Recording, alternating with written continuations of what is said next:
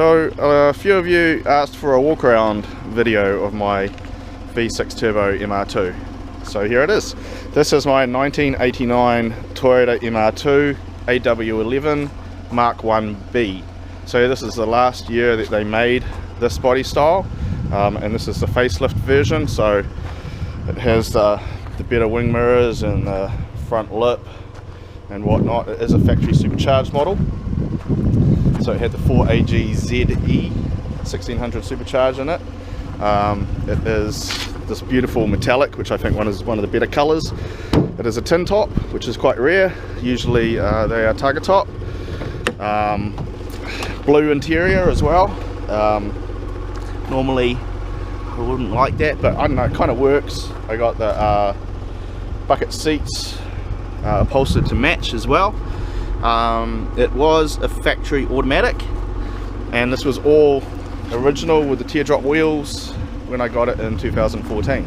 A lot has happened. So the first thing was the manual conversion, and it's pretty low K still, so 149,000 kilometers on the clock. Not bad for its age.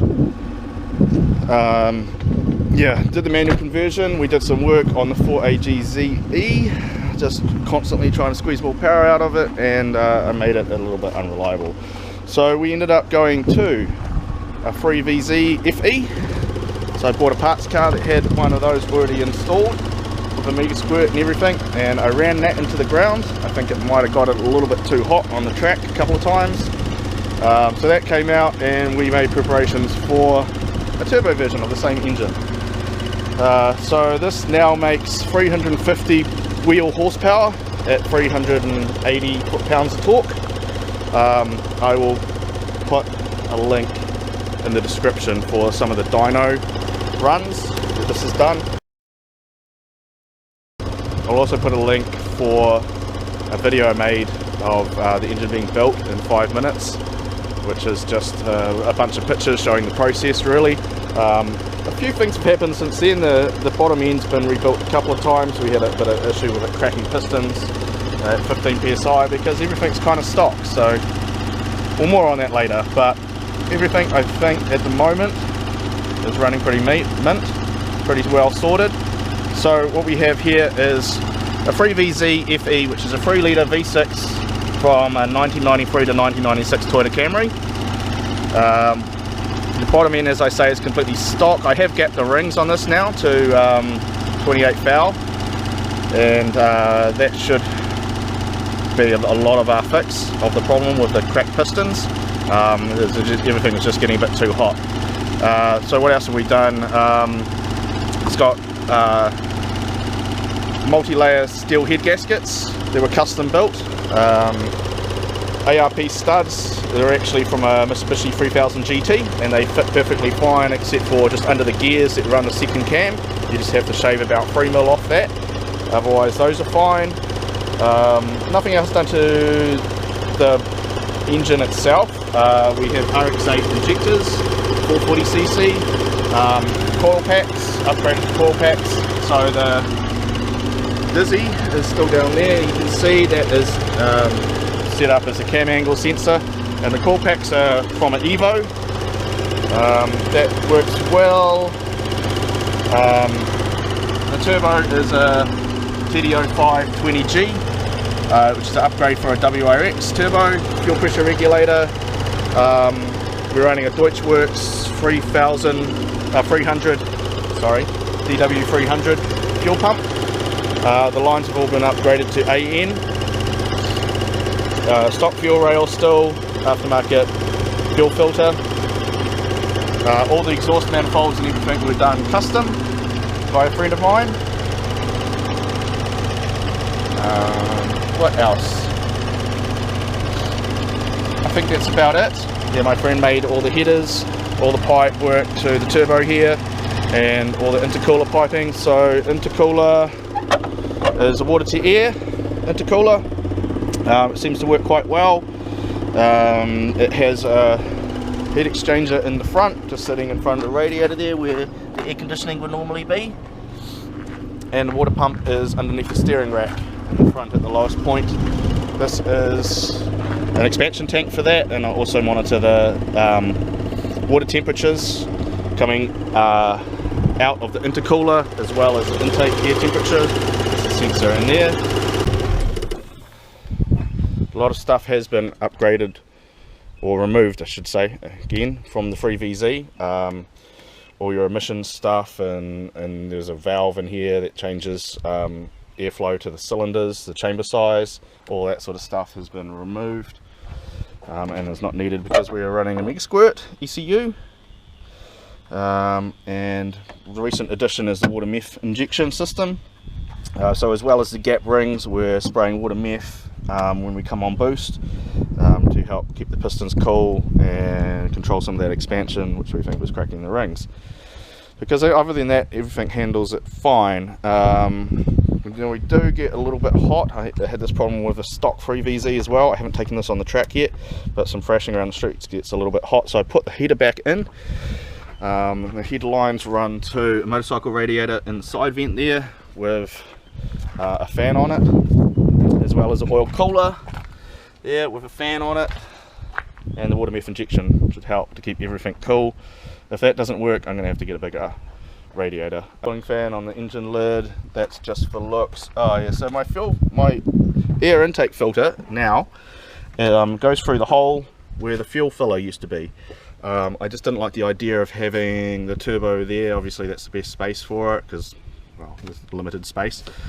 But I didn't like the idea of having my fuel filler and everything there as well. So inside that scoop is my air filter, and there's a cold air box that kind of just sits in that wheel well, and the fuel filler is now here. I made a new pipe and overflow tube for it to relocate it to there.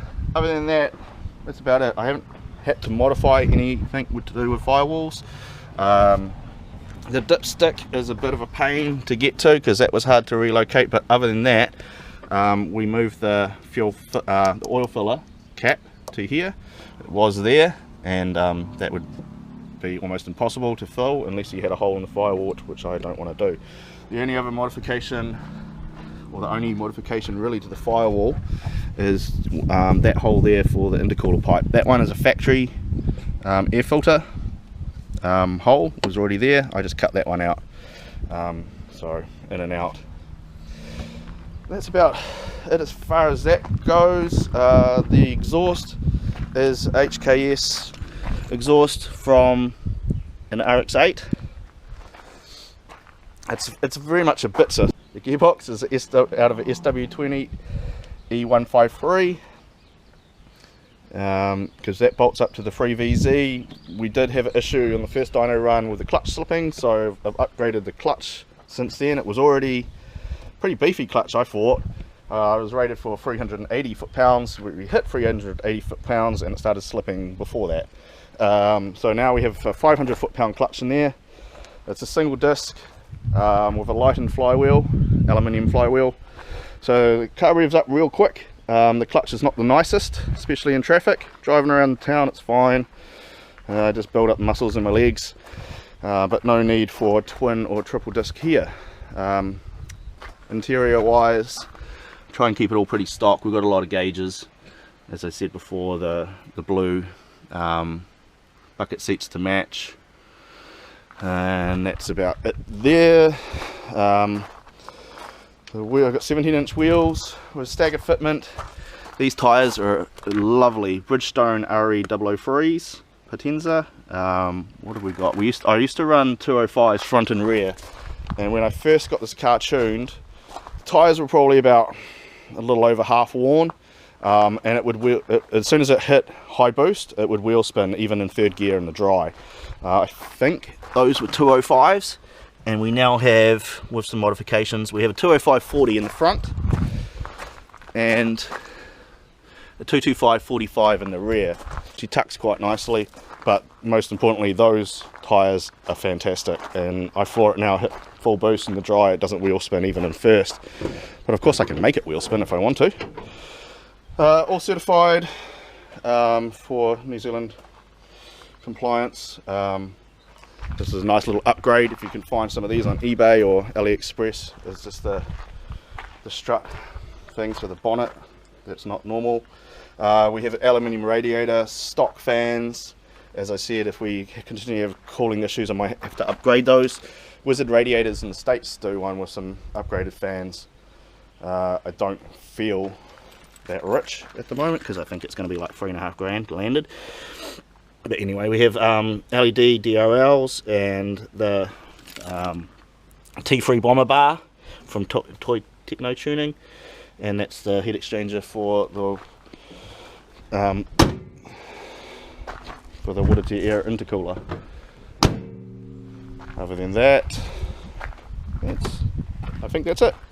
I think that is it. We have coilovers, suspension, MRP coilovers. To be honest, I had a bit of an issue with those. If I set them exactly the same length on the back ones, and then lower the car, it's like a couple of inches higher on one corner. I tried to talk to the guy at MRP about it, and he didn't really seem to care. So it didn't pass certification like that.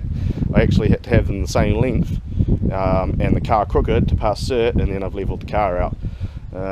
Handling seems to be okay still. I don't know if it really affects the handling, but it's just annoying when you pay that much for some suspension and the company doesn't look after you if there's a problem. And now I'm just rambling because I don't think there's anything else I can tell you, but we might take it for a bit of a spin.